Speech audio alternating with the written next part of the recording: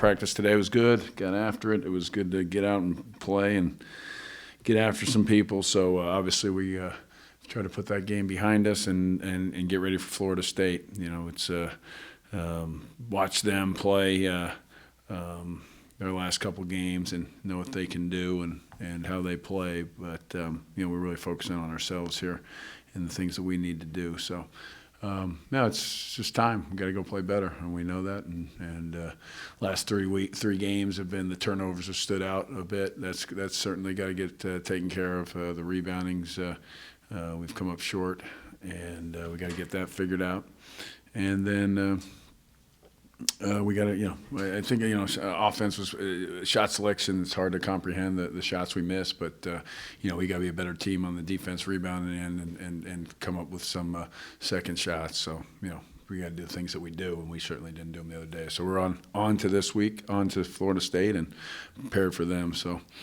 It's just you just put that down as a game that doesn't it can't influence your next one.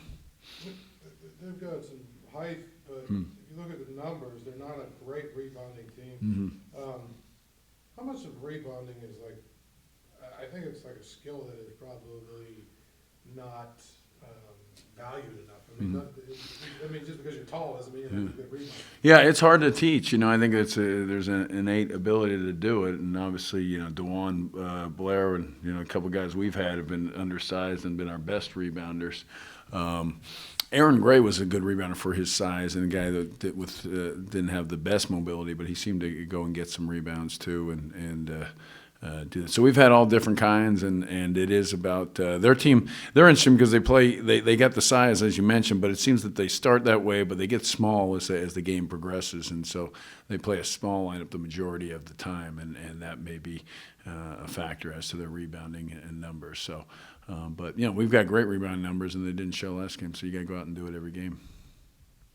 So after sort of like two of those games, Louisville and NC State, how much of those games can you sort of look at to try to fix? It was two different things. I thought our offense wasn't good in the Louisville game, I think we missed shots that we normally make, and I don't know that we could have got better shots. So it's two different things. They're the two losses. We played 16. We played 18 games, and we can't focus on the two losses. But we can get some things out of it. You're just going to have some games where you just you don't do the things. I wish we would have done some other things better, but that wasn't the case, and but we're well aware. We have to rebound. We have to defend every game, and we didn't do that, and so the shooting stood out.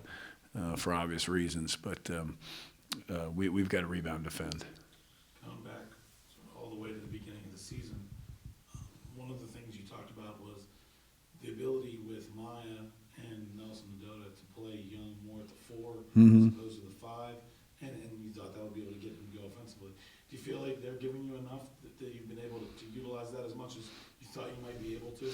Well, I think it's worked for the obviously we can talk about different things from the one game, but we felt we need scoring, so we tried to get Sheldon in there a little bit, even Ryan, given the situation. But it's sometimes there's just nothing. We're putting in a situation. Yeah, I think they give us good production, good value in what we're doing. Raphael's rebounded pretty good at high rate, and Lonzo's had some moments, and Ryan's done some good things too. So, we just got to have them all ready, because you just never know with bigs and foul trouble and injuries and all the things that can occur in matchups. So we have them all ready. They're all giving us something. We'd like to get. We're not getting the defense, I think, that we want to get out of them, all of them, and that's the post interior defense, and that's what we're continuing to work on. When you do have Sheldon next to Mike Mm-hmm. What does Mike need to do better, differently to be more productive when he's going against these guys that are 3-4 inches taller? Well, there's not many guys that are 3-4. He's not that undersized at the end of the day. and not on a consistent basis. Maybe they have a guy in there one, but they don't have two. And like I said, you look at Florida State's roster and they look great, big and huge. But then at the end of the day, they're not playing. They're not playing those guys. So, I think it's a mentality. I think it's there may be undersized guys, and the NC State guys weren't any bigger than our guys were. They might have been wider to some degree. So. We just got to get off to a good start and things. Well, we've got to play through adversity better, through challenges. Every team faces that, and they go on the run. And how do you recover? And we've got to do a better job in that area. And and to some degree we did. We can't say that we didn't. We didn't quit. We came back. We cut it down. Took 14 points off the lead. So we did some things, but you just dug a hole that made it almost made a game not a game. We not a game that you like to play. We had to play differently. So we got to get in. As I said earlier, all 5 of our guys, every one of them has to defend better in the post. And but we knew that, and every team's saying the same thing now. We got to continue to play post defense. I think we've guarded ball screens pretty well. And they've done a good job in that area. Transition, we've got to get back and do a better job guarding different people. So that's something we've talked to our guys about too as well. You got 12 games left. Mm-hmm. Yeah. When you look at this, I've heard a lot of the coaches from the ACC say it's a grind now. It's finally kind of feels like you thought it would be, where every single night it's a grind. Talks about the importance of winning the other night home games, like you said, but now you got to try and steal a few on the road. Yeah. Talk about this later. Well, we're 1-1 on the road in conference games, so we had no matter what last game or whatever, we had to come down in Florida State. We got to find a way to get it done, and we did that against Notre Dame and came up short against Louisville. So it's what I think it's probably what we said it was going to be, maybe a year or two later, and I think this year we're seeing it all coming together as far as the strength top to bottom and where we're at, and so we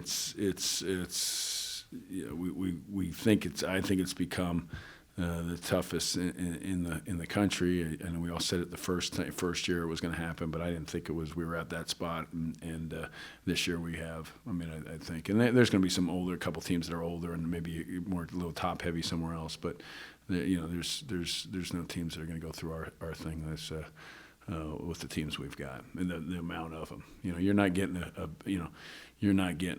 down team twice, and you're not even getting a down team once in this league. You talk about how important it was for that to happen for the quote-unquote teams at the bottom, or the non-NCAA tournament teams that you look around the league, and teams like Virginia Tech have been playing tough. Georgia Tech, they haven't won a ton, but they're playing tough. Is that part of making a league really strong? It's not necessarily the top 8, but it's the it depends what people want to look at. Someone will look at the top team or the top 4 teams or the top, whatever you want to be. At the end of the day, I think if you're really being, objective and honest, you probably would.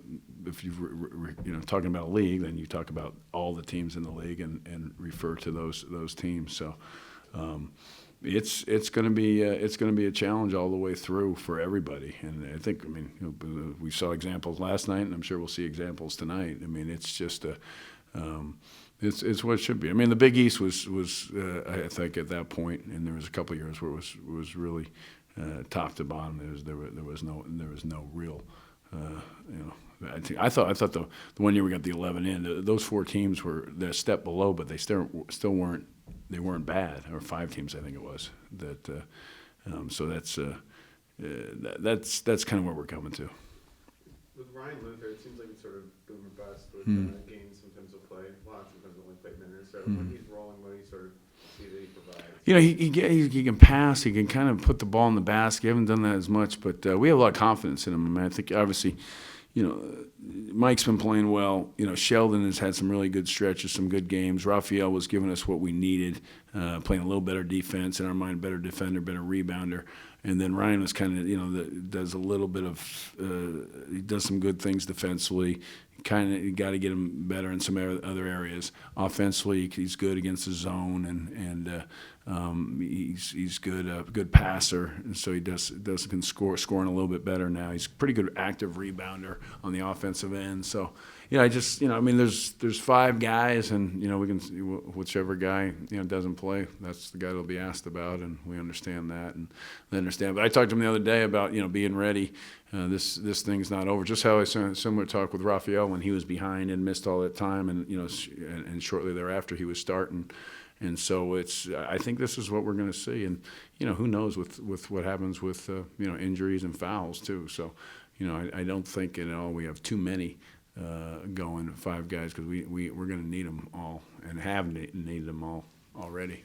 In terms of depth, is Chris totally back with his shoulder? Yeah, I think so. I think he seemed to today in practice. There didn't seem to be any limitations, and yes, I think since the last game, I think we got to put him down. There's no limitations, and just let him go. We need to get good play out of him. Is that bugging him against NC State a bit, or? Yeah, he wasn't. Yeah, he was not ready to go, but I think he's ready now. There's no reasons. When you talk about minimizing turnovers, do you go back and look at every single one and say, this is what we should have done here, this is what we should have done there? Excuse me. Or is it just more about overall mindset?